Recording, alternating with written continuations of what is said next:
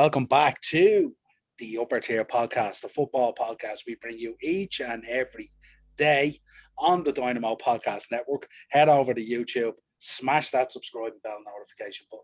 Audio versions of the show are on Anchor, and if you want to contact the show, you will find us on Instagram, Twitter, and Facebook. Joining me tonight on the road to Istanbul, no. To Wembley, no. The road no less to Porto, the one and only, the blue side of the upper tier. Ian Kelly, how we doing, Ian?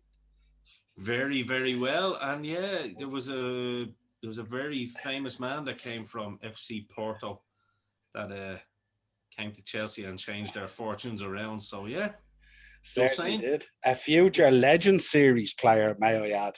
Oh yeah. So yeah, I'm very well. Thanks for having me on. We're getting very, very acquainted again. People are going to be like, "Is this a wrestling show or is this a football?" They won't know what's going on. But this today, there's always a bit of wrestling on a football pitch. Don't worry about that. Yeah, and I have a nice announcement at the end of the show as well for all the football fans too. So excellent, brilliant. You've got more than one announcement. You've got two announcements. Two? Yeah, because we have some horror fans, I'm sure, on the network as well. Yes, sir. Yeah, let's have a look at this. This is Chelsea's road to Porto that we want to take a look at. And we're also going to do a Man City one with Wayne, who does be on the Monday mashup. And the only Man City fan in Ireland, yeah. Oh, no. Shout out to Phil Boyd. Yeah, but we found one anyway. So, yeah, let's look at Chelsea. I suppose when we look at Chelsea, not dissimilar to when we looked at United with the Europa League run.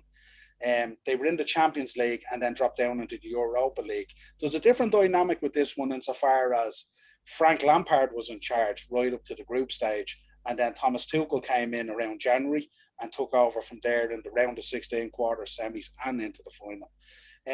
It's safe to say, although Frank went away and got sacked and Tuchel took over, Frank did a great job in Europe while he was there. Very much so. More so than he did last year. I thought this year he done a very good job in Europe. To be fair, like if you look at the group stage, we kind of seemed to have it a bit handier. I don't know what it was. We just seemed to the game seemed to be a little bit easier. I mean, we were in a group last year, you know, with Ajax and all as well. Yeah. This year, like if you look at the group games, like there was no real big major threat when Lamps was playing. Now that's not to say, I mean, Jesus Christ, I love Frank Lampard. But yeah, he done his best work this year in Europe for sure because he seemed to stick to his team. Obviously Porto, we had Porto.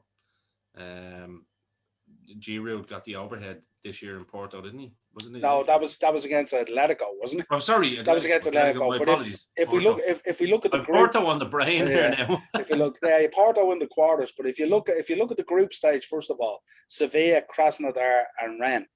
Yeah. Now Sevilla, I think looking at this group, we kind of knew it was Chelsea and Sevilla were going to go through. But we kind of weren't sure whether Chelsea would finish winners or second in the group. But both teams were going to qualify. That was it, yeah.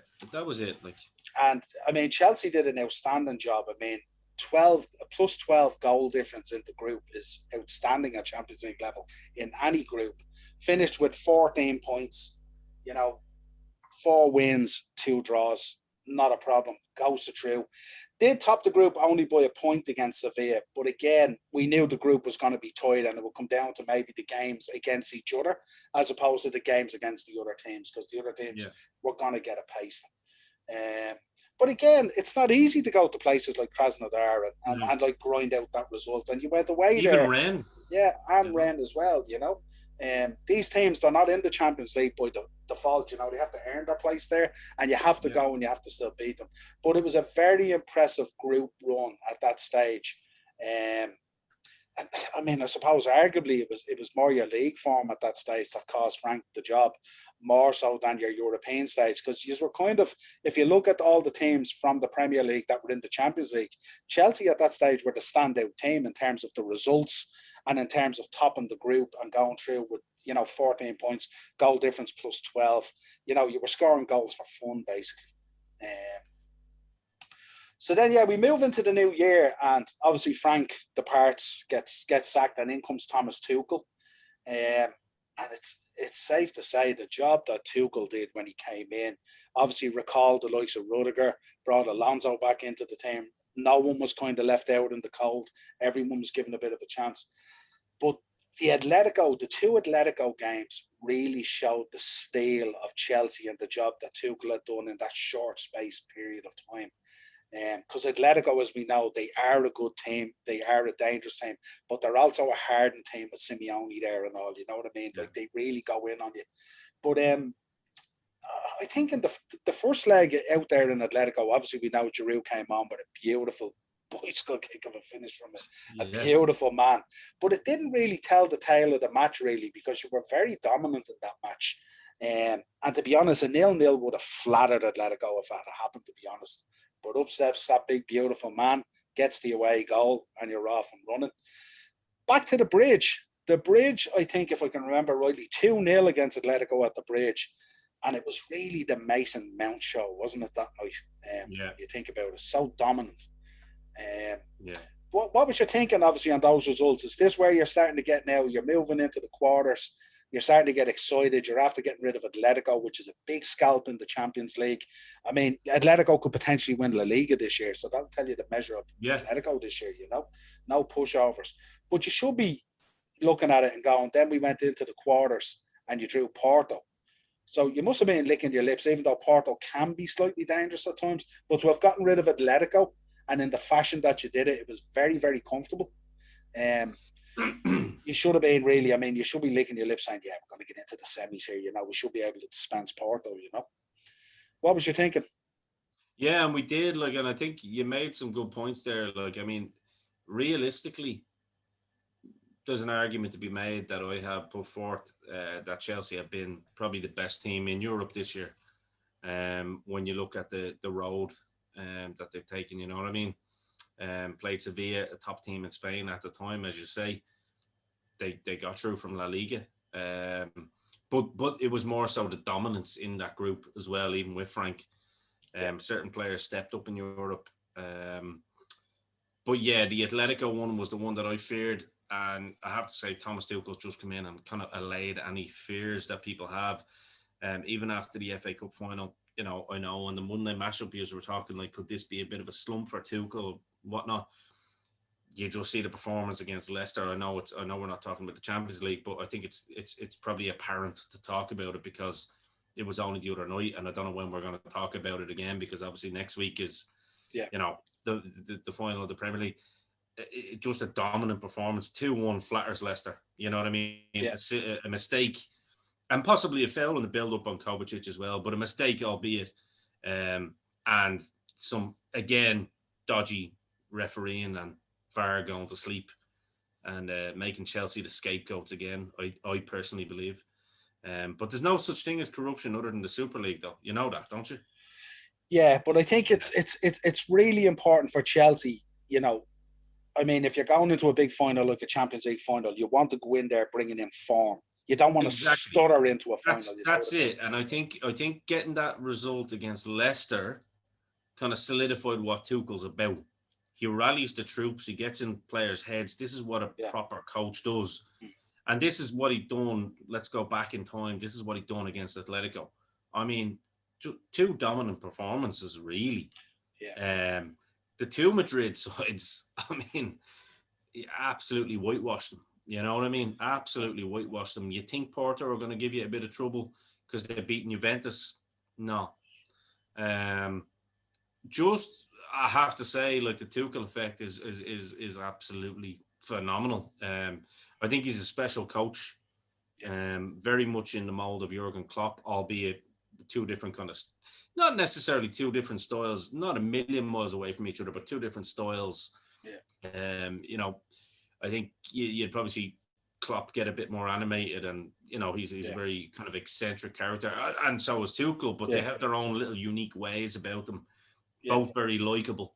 They have a very high level of expectation of what they expect of you on the pitch. But they're German. They're German. This is the Germans for you, you know. And I mean that with all due respect, of course. Yeah, it's crazy. It doesn't surprise me. I mean, you lose the FA Cup final, you think, right, you're going into a Champions League final now in 2 weeks, but you've also got 2 Premier League games to make sure that you've got your top four massive games. Massive games. Yeah. But Tuchel, I know you talked about it on the mashup. Don't play Werner, play this, play that. But no, he plays the same team, but with completely different results. Werner looked absolutely sharp. I mean, he won the penalty that essentially was the winning goal, and rightly so. Won a penalty that should have been a penalty. Scored a nice, tidy finish, albeit he was offside. Then scored with the arm. That's just the look of Timo Werner this year, isn't it? Yeah. But looking at Timo and listen, I don't know whether you've seen his interview. He just seems like a very positive character, doesn't he? Like, he doesn't, like, he's laughing and smiling about it, and it looks like you're going, right, that kind of character is going to bounce back next year at some point. You know what I mean? Yeah. There's a player in there that didn't just become shite overnight. So I think I like the way Tuchel, he's trusting in these players, saying, right, you're still my guy. Doesn't matter if you don't score today, but I'm going to stick with you. And I think it's that level of confidence that it's very similar to when Mourinho came in and Drogba wasn't hitting it on all cylinders in his first 2 seasons. You know what I mean? And it was the 3rd season where he really became the legend that we know now as Didier Drogba. Yeah. And I think Tuchel has that effect that just seems to, you're like, you feel confident as a Chelsea fan when you're playing against a big team with Tuchel at the helm. Whereas if you look at Frank's record in his 1.5 seasons with Chelsea, I don't think he had beaten a top 6 side. Whereas Tuchel, you go away to Man City and he plays an understrength team. I know Wayne said, City didn't play to the full strength, but neither did Chelsea. It doesn't matter. You play against the 11 that's in front of you. And that's exactly. The record books don't look at that in 10 years' time. Yeah. Oh, but Aguero wasn't playing, but such and such wasn't playing. It doesn't matter. As you say, they go and they beat City. So they've got 2 results now against City, one in the FA Cup, 2 big games, one in the Premier League. Yeah. And you're thinking, right, we need this win against Leicester. And, I'm probably kind of going too far ahead here, because I know you're talking about the road to the Champions League final, but it's all relevant. No, it's all relevant in terms of bringing form into the final. The Premiership form is absolutely relevant to this. It's relevant. It's very relevant. And especially the way he had to pick them up, because that game against Leicester the other night, that was a pressure cooker game. There's no doubt about it. And I want to thank Daniel and Marty as well for disrespecting the Chelsea flag and the little souvenir that they give each other, the captains give. Thank you, sir. Because motivation. Absolutely. You were a moron, sir, because you had Thiago Silva, 37 years, ready to tear your head off. And the Chelsea bench, that was the Chelsea of old that were saying, right, we're going to fight you, motherfuckers. And in fairness, I have to say, kudos to Leicester City coming out today, issuing an apology to Chelsea Football Club for that. I thought that was very respectful because, I mean, I don't want to hate Leicester City. I commend Leicester City on everything they've achieved. I love Brendan Rodgers. I thought he was actually very, very gracious as well in defeat as well. And so nothing to do with Leicester, but you always get one goon like Daniel and Marty. Who are you even? You were on the bench for that game. It's just one very immature moment that shouldn't happen. You shouldn't disrespect anything. Yeah, and I'm sure he can look himself in the mirror now and say you're an idiot and whatever. You don't hold grudges. No. Although I do. So I'll be booing him next year wherever he's playing. No, but I think that it's such an important game, and you saw the fight. I mean, Antonio Rudiger, is there a more in-form centre-back anywhere at the moment that you just trust to? I mean, you saw the little Zidane tricks the lad was doing on the pitch, and you're like, what is this? I was about to touch on him because I think he's been absolutely pivotal to your form from the round of 16 through to the final. I think he's absolutely outstanding. I think he was put out in the cold by Frank, which led to some of Frank's downfall. Because one of the questions I was going to ask, obviously, is, do you think that you would have brought that form forward if Frank had stayed? And I think that the problem is probably not. It's a hypothetical question, obviously. It is hypothetical, but I mean, judging on the way judging on the trajectory of the way the results were going, Yeah. absolutely not. And who you would pinpoint as the big match players? Like Rudiger Well, I mean, has been huge. Frank is also has to take, I mean, you know, Frank can take credit for building the foundations, but Frank can also take criticism on not developing Werner and Havertz the way he possibly should have, because let's not forget, for most of the first half of the season, his boy Tammy was the centre forward, and he wasn't giving Giroud much of a shout either. Frank would use Giroud when he needed to dig out. Yeah. But I mean, Werner was playing out on the left in a front three, and not really getting much chance to play in that centre forward position. So, you know, it's easy to kind of say, oh well, Timo didn't light it up this year. But to be honest with you, he's been used as a bit of a kind of a jack of all trades. It's only now that you're seeing Thomas Tuchel play him in his actual natural position a little bit and trying to get it familiar with his system. Yeah.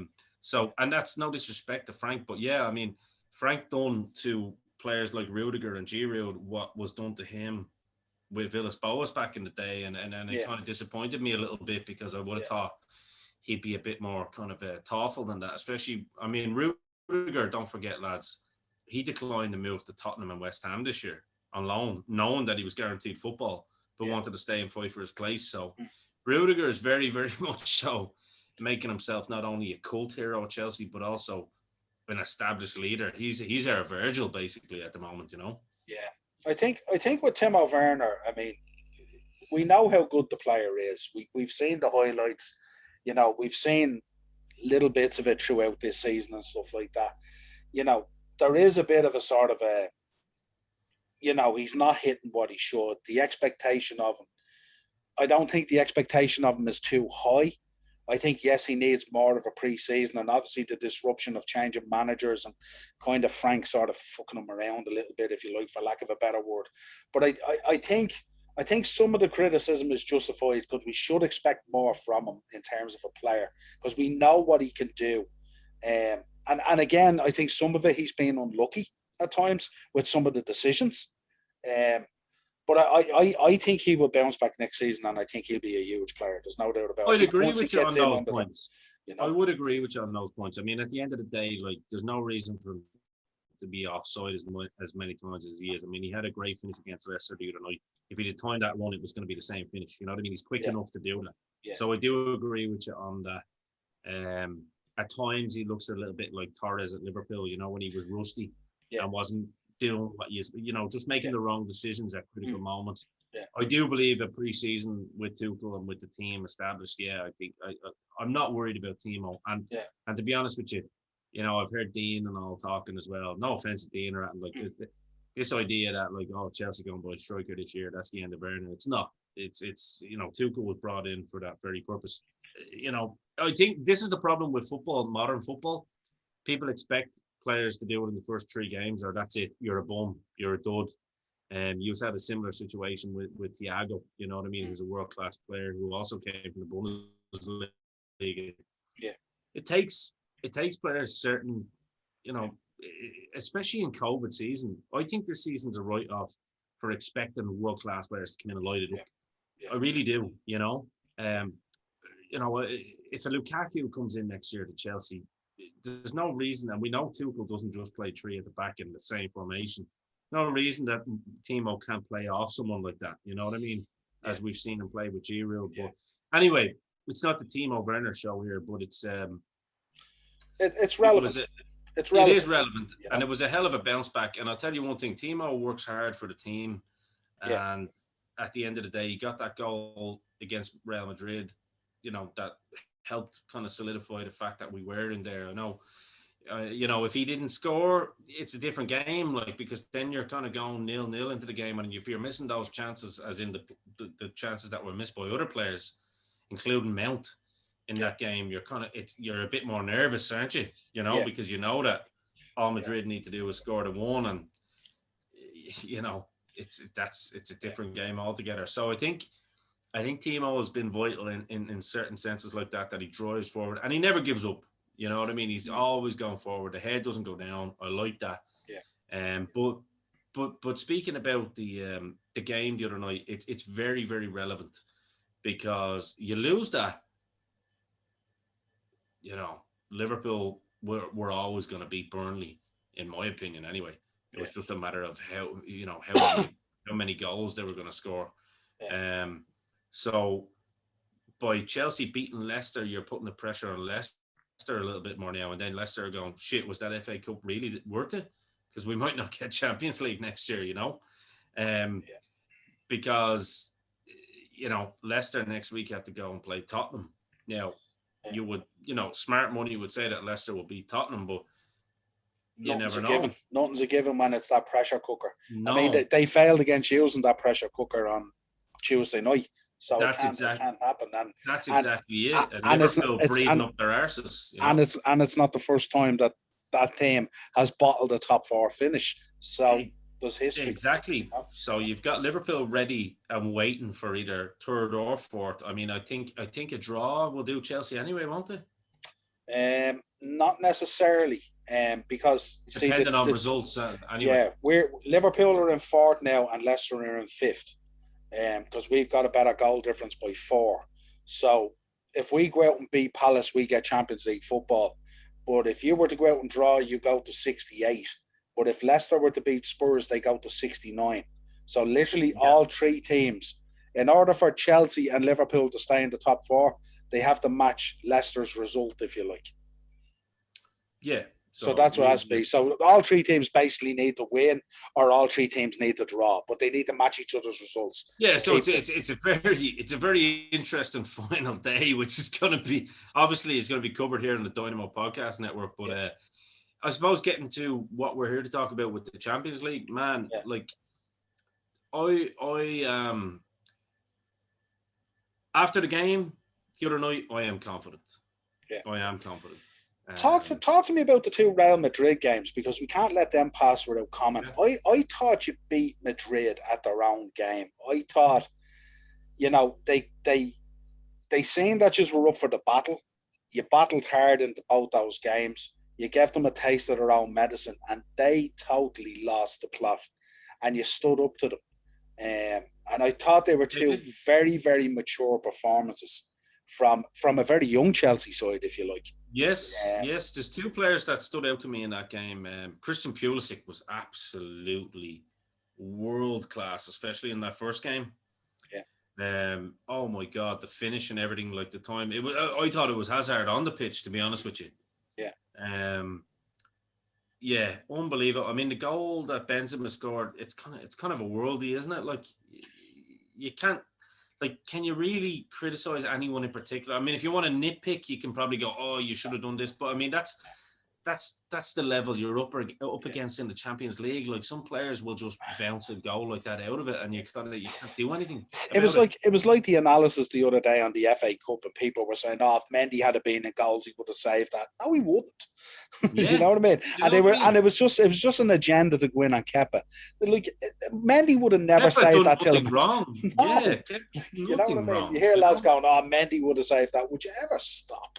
It was an Do you know absolute what, Kepa? beauty of a goal. How dare your parents for giving birth to you and only making you 6 foot? You Yeah, know what I yeah, mean? but Fuck off, it like. was just a stupid argument. You know what I mean? That people were putting. No, Kepa's been. That's another one. Kepa's been very good under Tuchel, actually. To Yeah, be fair, the games that he has played, he's looked very. He's given him a little bit of confidence again. Again, we're going back to the coach, right? yeah, He's given players confidence, and he's also given the club confidence, because he's obviously saying, right, if Kepa's going in the summer, I'm going to put some value up on him here. Do you know what I mean? yeah, Let's get some digits up and yeah, try and recoup some money.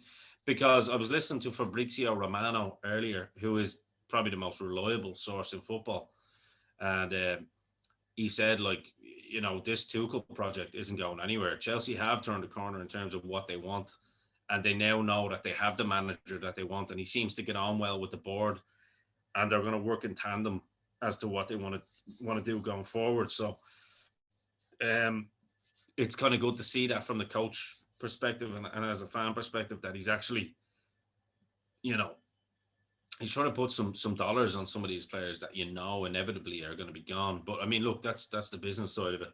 yeah, I think the Real Madrid games were, for me, I mean, I was very nervous. You're always nervous when you play against Real Madrid. I mean, you're playing against the team in Europe, aren't you? You know, I know you're a Liverpool fan, and Yeah, but in terms of history, yeah, I know, terms of that's what I'm history, saying. Like, I yeah, know you're a Liverpool fan, and like you have your history with the Champions League. But when it comes to mm. the Champions League, it's Real Madrid. You know what I mean? It's their cup, so to speak.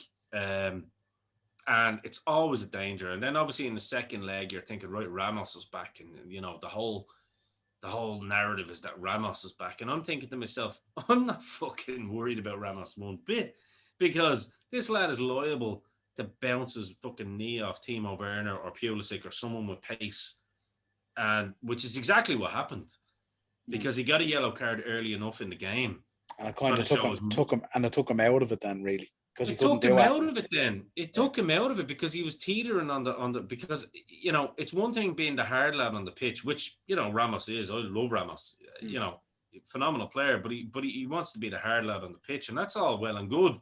But you trip someone like Timo Werner, he's going down, or you like or Pulisic, he's going down, and if he wants his team to progress into the final and he wants to be there in the final, he's got to walk the line, so to speak.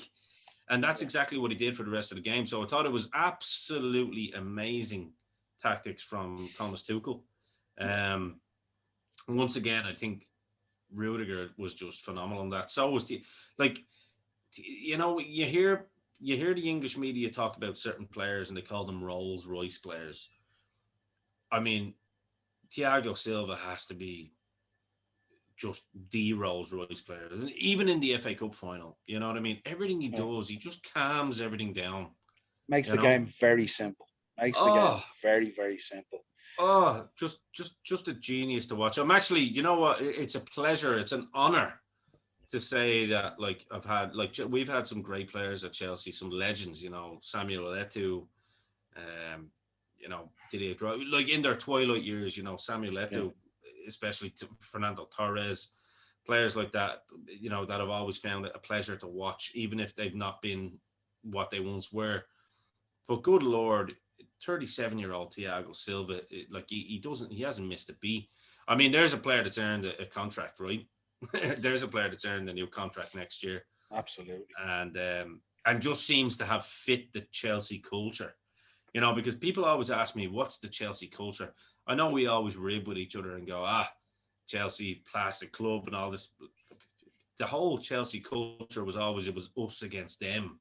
You know what I mean? We Yeah. were the rich boys of London, the posh parts of London, but our fans were certainly not rich. You know, No.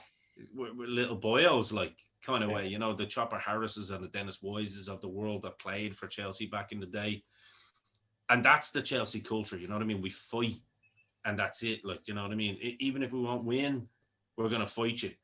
And he seems like a player that's come in and just embraced that, you know? Um, I know I'm probably ranting a little bit because I'm getting so excited about the prospect of being in another Champions League final, but I just thought against Real Madrid, to be honest with you, it was first time we played them in any kind of Champions League scenario. We played them in Yeah. other European competitions, but not in the Champions League.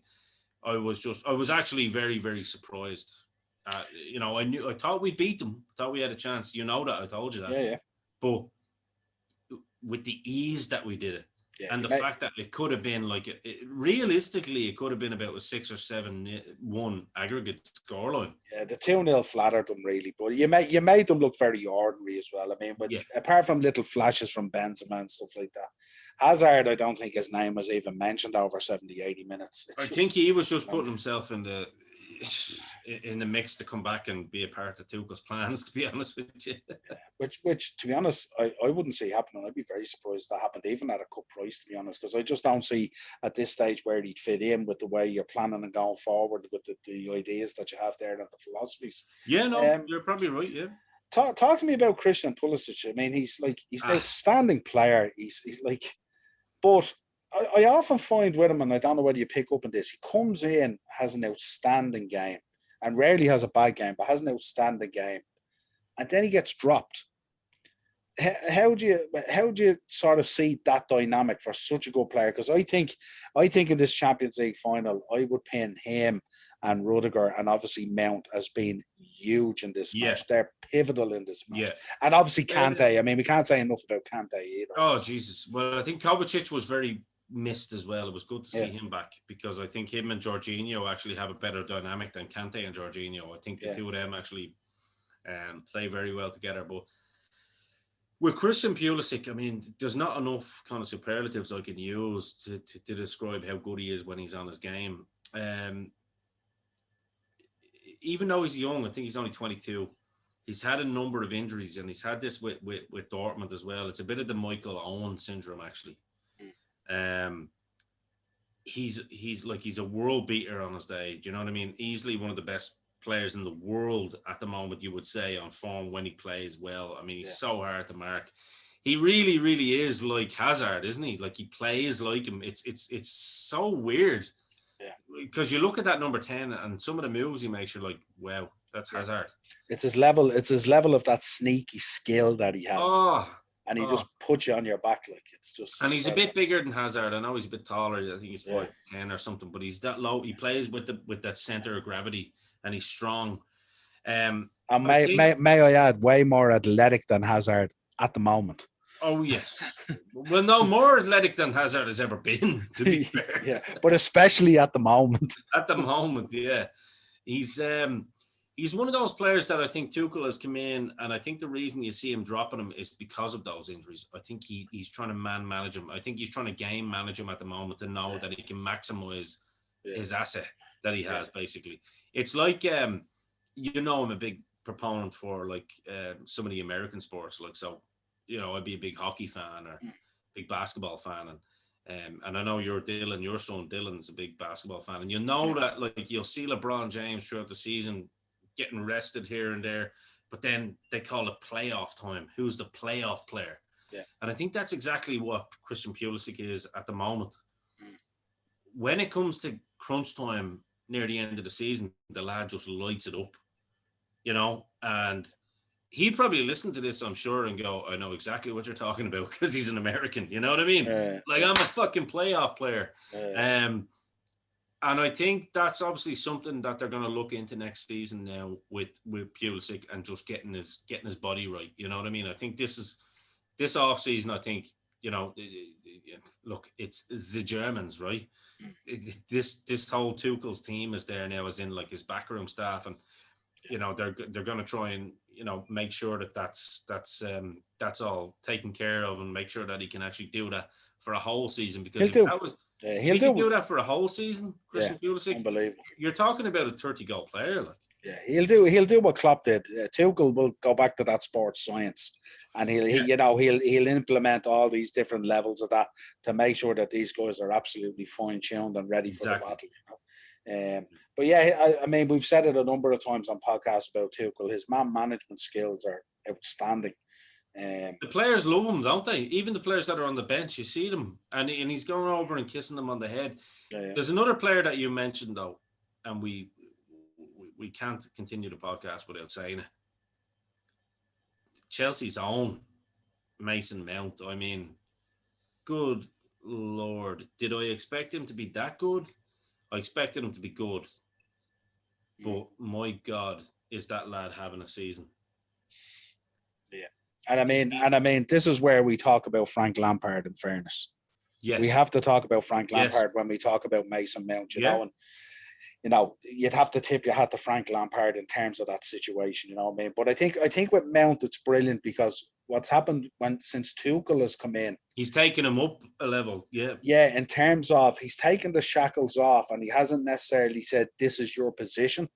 He's kind of more of that floater, more freer to do what he wants. Whereas I think when he was with Frank had a more defined position for him. So he was slightly more confined, but still a very good player.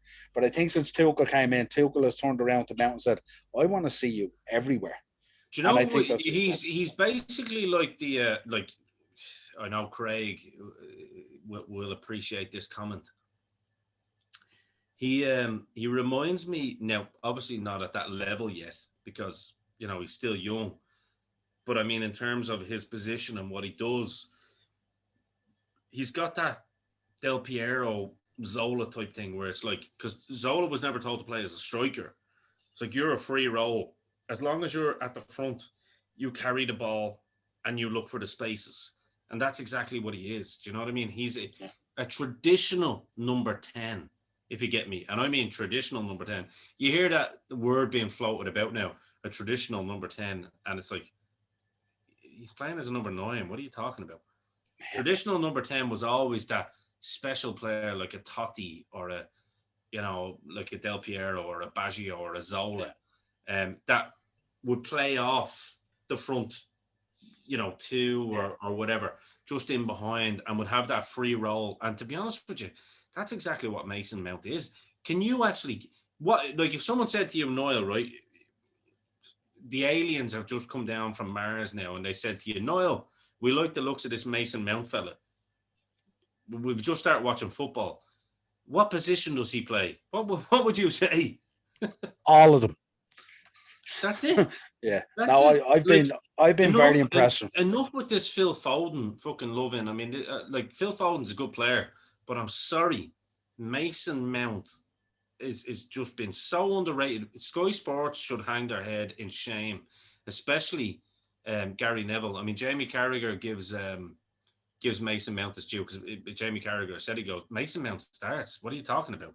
He has to start. And Gary Neville, of course, would rather say Harry Maguire should play in Mason Mount's position or something like that, because that's what England are missing is Harry Maguire, apparently. But yeah. I think when I look at Mason Mount, I mean, he's such a skillful player and he's come on leaps and bounds, but he kind of he embraces that kind of Frank Lampard, John Terry, even Didier Drogba, if you like, that kind of the Chelsea way. He's a Chelsea boy, and he gets it, and he understands when he walks on the pitch the responsibility of the badge on his chest and what it means to people. And this has been an interesting season because you haven't had fans and all that kind of stuff. It's been very strange for a young kid like him, you know what I mean? Yeah. But can you imagine the Mason Mount you're going to get next season when Stamford Bridge is packed with Chelsea fans? And it's going to be outstanding, you know what I mean? It's just... Yeah.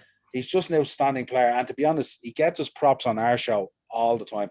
He does. And no disrespect to Phil Foden. I mean, Phil Foden's fantastic. He is fantastic. And I meant to say that. Fantastic. And I meant to say that as well. I'm not in no way, shape or form am I dismissing Phil Foden. But Phil Foden's come in bit parts over the last 2 seasons. Mason Mount has actually been a starter. Well, in fairness to Foden, I mean, Foden this season has been outstanding, and he has been a starter. So he is. Yeah. So not dissimilar to Mason this year. They've both stepped up this year and become both outstanding world-class players. And different players as well. It'd be interesting. I think the two of them could play well together. They could. And you know something? They're not that different when you think about it, because there's a kind of a steely, arrogant kind of grit about them. But I'm thinking Xavi and Iniesta. That's the scary part. I think is like, the way like Iniesta had certain skills that Xavi didn't have, and vice versa. That's what I see when I see Mason Mount and Phil Foden. And it's like, if you're an England fan going into the Euros and you're thinking if those two are starting for you, like that's a very. I mean, look, Gary Neville. We know he's a pleb since this whole. Super League came around, he's shown his true colours. I was a fan of Gary Neville for a while. Now I switched the fucking telly off. I was actually a fan of Gary Neville for years. He's become an absolute moron again, and he's got his Man United hat on again. For a long time, he was criticising United. Now he's just an absolute goon, whereas Carragher has stepped up now, and he's actually the one talking sense. I think what you could get with Mason and Phil Foden in that midfield is what England should have got with Lampard and Gerrard, except the coaching at national level was diabolical at the time. But that's it. I think that dynamic was there. Imagine you're like your broadcaster and you're saying like England's hopes rely on Harry Maguire. Yeah. Like, oh my God. I mean, in fairness, and no disrespect to Harry Maguire either. I mean, since Christmas, he has stepped up greatly and has been instrumental in some of United's results. And if you look at United's results as well, the number of comebacks they've made, I think they've taken either 18 now or 21 points from losing positions. That has to have a kind of a steely grit about him. Yeah, and plus, Barr's been very kind to them, yeah. Yeah, but that's some of it. But I mean, obviously, you look at Maguire as well. I mean, he has He's definitely not the same Harry Maguire that we got in the first half of the season to the second half of the No, season. but does that warrant him being suddenly the superhero that is like, no, because listen, I'm telling you here now, I'm going to say it right now. If someone said to me that they take Harry Maguire over Antonio Rudiger, I'm switching the channel. I don't think that's the case, but unfortunately, Antonio Rudiger can't play for England. No, but this is the level of conversation that you're getting from some of these idiots.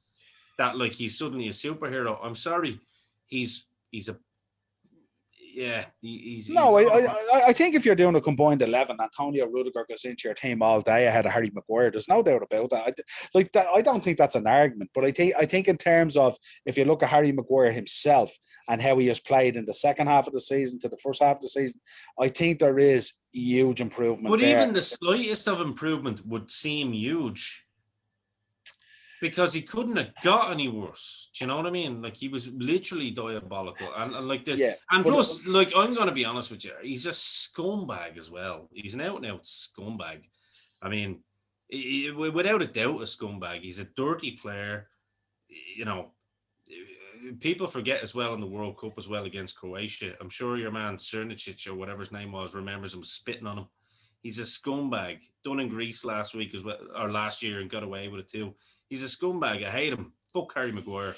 Well, so look, it remains to be seen, but I don't think there's a conversation there. I think, unless you're a Man United fan, I suppose you might lean a little bit towards Harry Maguire. But I think if you're a neutral, I think Antonio Rudiger goes into your team all day. I think. But the point I was making, and the reason that I brought it up with England is like I'm looking at Phil Foden and looking at Mason Mount, and I'm looking at Jadon Sancho.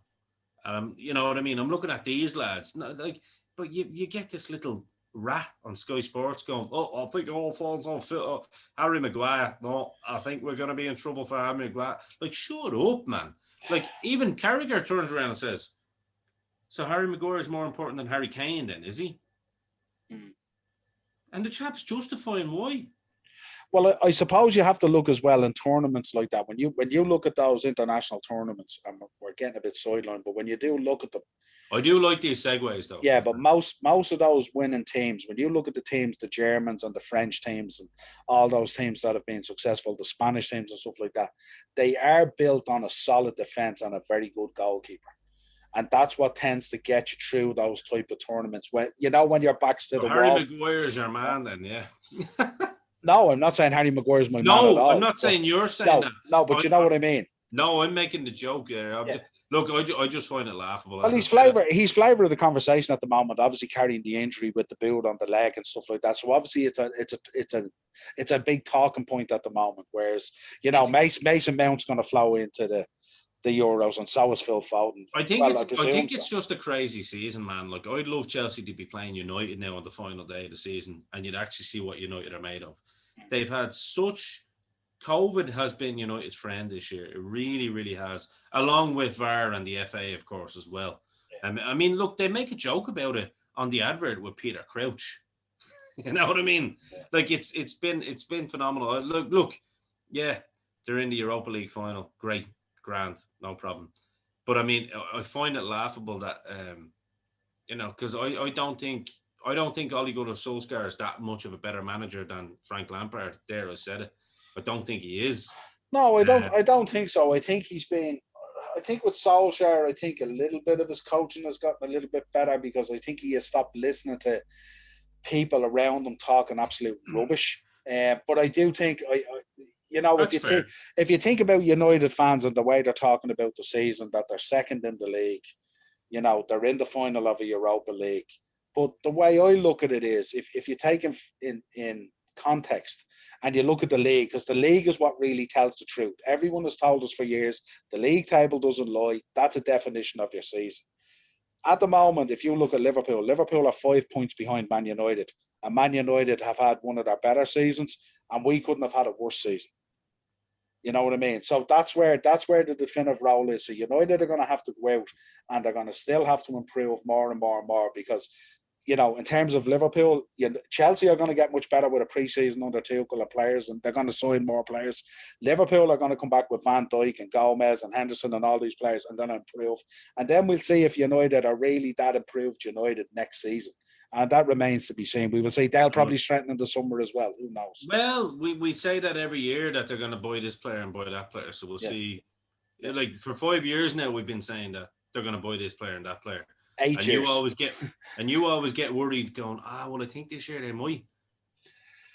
I always say if you have someone under the water, keep your foot on their head. They're not. But anyway, I know we segue because I know it's not a Champions League final review as such. That's why I didn't want it. That's why I said we'd have a little bit of a conversation about United and just some of Gary Neville's nonsense. Sorry. Let's talk. Just annoying me these days. I know that's fine, and I understand your frustration because you've been frustrated since the FA Cup final. You've been frustrated. You didn't really want to talk about football now, and I understand that. No. In terms of the final, you're going into the final. What you thinking on the final? I mean, obviously you're up against a very good City side. There's no doubt about it. No argument. Listen, there's no doubt about that. I mean, like they're the best team in the league for a reason. You know what I mean? As you said, the table doesn't lie. I think player for player, both teams match up really well. I think is this going to be the Pep versus Tuchel final? Is this what we're going to get? Yes. Is this what it's going to come down to? I think so. Okay. And obviously, you being the Chelsea fan, I mean, what you're thinking there? Look, I think you're looking at two very good defenses. You're looking at two very solid midfields. Like City might argue that they have more firepower up front because they've scored more goals, and Chelsea haven't really scored many goals, but they've got the job done. I don't think that really plays a part in a one-off game, as we've seen. Chelsea have kind of have had City's number under Tuchel, and I think psychologically that will play into Pep's head a little bit because it has to. Because if you're a perfectionist like Pep Guardiola, there's no way you're going to forget your last two results against Chelsea. Pep Guardiola's obviously always spoken very positively about Chelsea, even last year with Frank Lampard as well, because he's obviously had a big kind of history against Chelsea, playing against them in the Champions League as well. Yeah, back with Barcelona. So he understands what Chelsea are about. I think Tuchel knows that he's got the number over Guardiola on two occasions, in very, very recent occasions as well, like in the last month and a half, 2 months. So this is all fresh. We're not talking about like 2020 here. Like we're talking about in the last 3 weeks. Last 3 weeks. Yeah. So I think there's a couple of key factors. I think Chilwell is pivotal to play on that left to start. I think he has grown under Tuchel something exponentially. I think he's grown into a quality left back, and very. I think he has a potential to be a world-class left back. To be honest with you, I think you'd agree with me there. He's got pace. He's good at defending. He's great going forward. Yeah.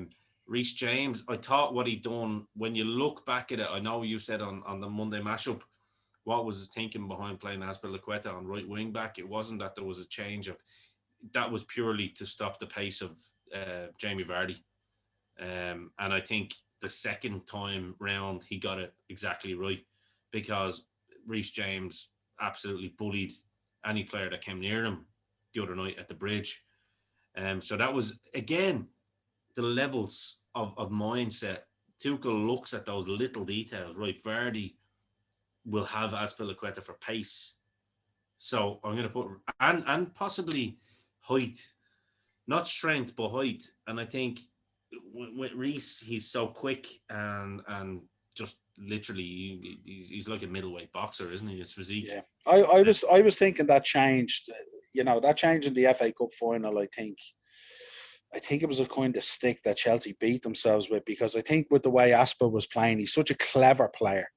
Yeah. I think the cleverness of him would have outshone the pace of Vardy. I think so. Because I think the one thing about Azpilicueta this season is his positioning has been fantastic. Oh yeah. And his reading of the game. So I do think that switch and the thinking about it you know, probably. I mean, they could have easily. I mean, in terms of that, I mean, you could have switched that up and even, you know, you could have put any of the boys at the back on Vardy. Really, you know what I mean? I mean, he was really, although he carries a threat, he didn't really carry a threat. Well, I think the Christensen injury threw a spanner in the works for him, really, Yeah. because Christensen had been playing so well. Mm. And he kind of had to make a last minute decision, you know what I mean? Because it was Yeah. only a couple of days before the FA Cup final. So he kind of, but like I say, at the bridge it worked and he stuck with his idea. And that's what I like about coaches. It's not like, oh, I got that wrong. No, I got that right. My idea was right. It just didn't come off as much as I would have hoped. And I don't think that you're not going to see that in the Champions League final. I think you'll see Reece back out at right, and I think you'll see obviously Azpilicueta slip back into that position. I would hope so. Oh yeah, I don't think that's. Yeah. I mean, the big one is does he go with Kante and Jorginho in midfield? Does he go with Kovacic and Jorginho in midfield? That's a big one. Jorginho definitely starts. Yeah. Definitely. He's got to, hasn't he? He's got to. I mean, I know he's disappointed me against Arsenal with the pass back and all that. Like, but I noticed Jorginho was obviously told about it as well. Look forward, because you've been doing that. I think he was slipping back into his old Sarri kind of ball. Let's pass it around at the back. Let's pass it around at the back. No, he was against Leicester the other night. He was looking to go forward, and when he does that, he's a different baller. Do you know what I mean? In fairness to him, it's the first mistake he's made under Tuchel in a 5-month period. You know what I mean? So it really is. He's been very, very consistent. And I mean, look, that penalty the other night, fucking hell. Like, that's the level of balls that it takes to, and when it comes off, it just looks incredible. Yeah, clutch panel. Absolutely. So I think. What about, before you go further? What about experience? I mean, obviously Chelsea have been to the dance. Chelsea have won the Champions League. They've also been there and tasted the disappointment of not winning. So they know there's an experience in there in the club and a history that they can rely on in certain moments within a match to go, well, hang on a minute, let's grab this. We've been here before, that kind of thing. As a club, do you think that could be a factor as well? Obviously with City, it's very new to them. They've been to the dance. You know what I mean? Yeah. This is all new for them. How do you think the sort of the youth of Chelsea will stack up in terms of, having that sort of, not experience, but, the expectation of experience, if you like, compared to Man City, where a lot of those young players at Man City, it's their first time to this dance, really. This is the be all and end all. There's definitely more pressure on City to win it than Chelsea. That's for sure. Because, I mean, like, it's like, has Guardiola really fulfilled his duties if he doesn't win the Champions League kind of thing? That's been talked for quite a long time, hasn't it? Yeah. And Pep has had this team for 4 years now. I'm kind of thinking when I think back to the Liverpool Tottenham final, although it wasn't a very good spectacle, you could see that there was one team there that had the experience of the year before and the disappointment of it, and they knew what it was about. And then you had one team who'd never been to that stage before and would struggle. Well, and I understand what you're saying, because none of those Chelsea players have been to a final. Obviously, like Azpilicueta came in the year after. He's the closest. And he came in the year after we won the. No, but I mean in terms of, what I mean, like a pedigree.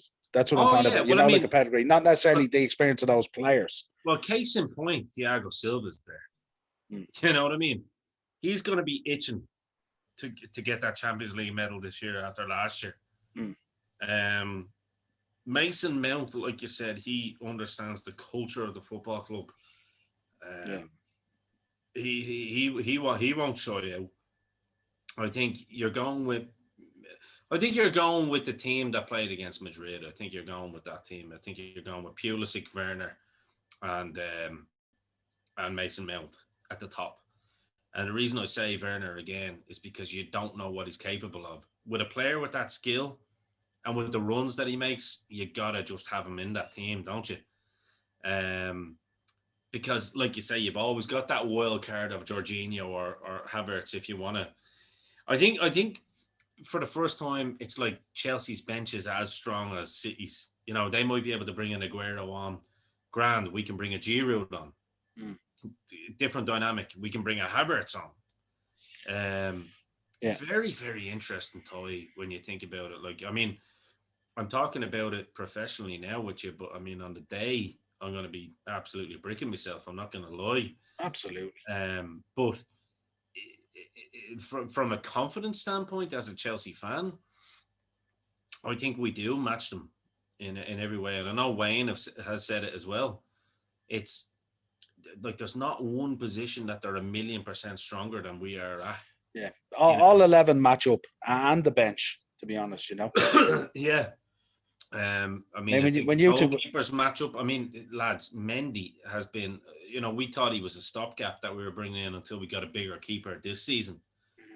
Fabrizio Romano has said, no, there's no interest in Donnarumma or that anymore because I think Mendy is easily one of the top 5 goalkeepers in the world now, along with your keeper and City's keeper as well, Edison, obviously. yeah. So, and all different kind of keepers. Mendy's more of a traditional goalkeeper. Yeah. He makes those big saves. He's more like a Petr Cech, and obviously that's why Cech brought him in. It's super exciting. It really is. It's I think the midfield battle will be interesting.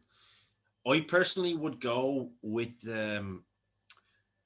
unless they can get Kovacic super fit in the next game. I can't see it happening, but Kovacic is always a nice one to be able to bring on. I think you saw how quick he took Kante off there the other night. It's got to be Kante and Jorginho, and as I said, I think Jorginho will be the one that's asked to play those balls into Timo and Pulisic. I think Kovacic is the one that has to match up to Fernandinho. That's how I would call it. I think in terms of strength and in terms of power. Well, I would agree with that. Yeah. I mean, I think you remember when he first came in and he had Jorginho and Kovacic. The two of them just seemed to bounce off each other much better. Because I have to say, like, arguably before he got injured, Kovacic was probably Chelsea's second best player after Mason Mount. Yeah.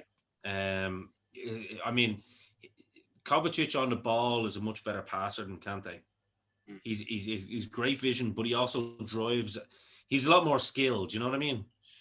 Yeah, I just the midfield. That midfield at City's quite a big physical midfield as well. With Fernandinho and Rodri and Gundogan and players like that, that they're in there.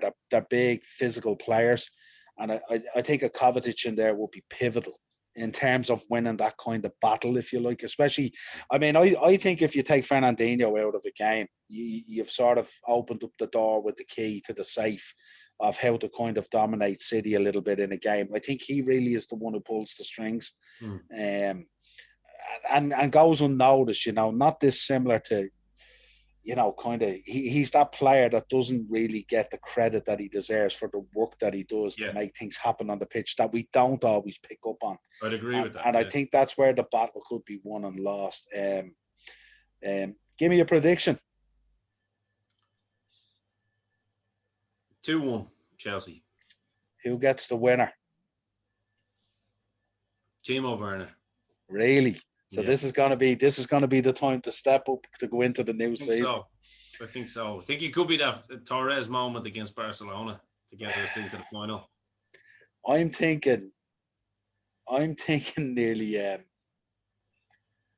Giroud has to play a big part in this. He's the big man for the big occasions, isn't he? Olivier Giroud. He's gonna factor in here somewhere, isn't he? Imagine it was his like, imagine he didn't want to stay with Chelsea next year and he wants to go off to the States. Oh, yeah. And this was a send off. You know what I mean? It could be that Drogba moment. Yeah. I just think it's I think it's a kind of a final where both 11s match up so well. I think it's going to take, one of those crazy moments that Giroud comes up with. And it could be just one of those moments. There has to be some influence of Giroud on this. And you could be onto something there, because there could be a bit of method behind Tuchel's madness, the way he's bringing him on for a couple of minutes near the end. Yeah. Could be just getting him ready for games again. Yeah, he needs to be that player that messes with Diaz and Laporte and those guys in the centre there. You know what I mean? Because they from the start. He could throw a spanner in the works and play him from the start. I definitely launch him from the bench, wouldn't he? With Tuchel, you really don't know because I'm thinking, right, he's bringing him because Tammy's gone. Tammy's out of the equation, Yeah, totally. which rightly so, in my opinion. I know some Chelsea fans are annoyed at me for saying that. I think Tammy was asking for way too much money. I think Tammy thought he could try and hold the club to ransom by asking for the same money that Hudson-Odoi is on and all that. I think Hudson-Odoi is definitely a project I think that Tuchel's happy to take on. You can tell that he is because he's always hugging him, and I think he looks at him and goes, right, I've got something in you. I just want to bring it out, Just need to figure it out. Yeah. Just need to figure it out. But I think Tammy was just kind of like jumping on board. But yeah, look, I don't know, Noel. You got to let me go. I'm too emotional. Yeah, I think apart from if Liverpool were in a final, it's been a while since apart from Liverpool finals, it's been a while since I've been this excited about a final that matches up so level. Yeah. And it's going to be outstanding. And it's a shame, really, that one team has to lose this season because both teams have been outstanding in Europe, and both teams, you couldn't deny either team if they win it really this year. No. You know what I mean? It's not like a Porto got into the final against someone, or what I mean? It's going to be outstanding. And the two best teams in Europe this year definitely are in the final. There's no doubt about it. But as always, look, a pleasure getting ready for this. I can see you're getting excited already. It's still a week away. God help your nerves this time next week. It's going to be classic. Dead after it. Who knows? Well, hopefully not, because we will be doing reactions. Well, it's all right. The keys to the kingdom is yours. Yeah, absolutely. As always, a pleasure. Head over to YouTube, Dynamo Podcast Network, the upper tier. This has been your road to Porto. Not Wembley as it should have been, and definitely not Istanbul. We will talk to you real soon. Appreciate it. Thanks for coming on in. Cheers, brother. Appreciate it.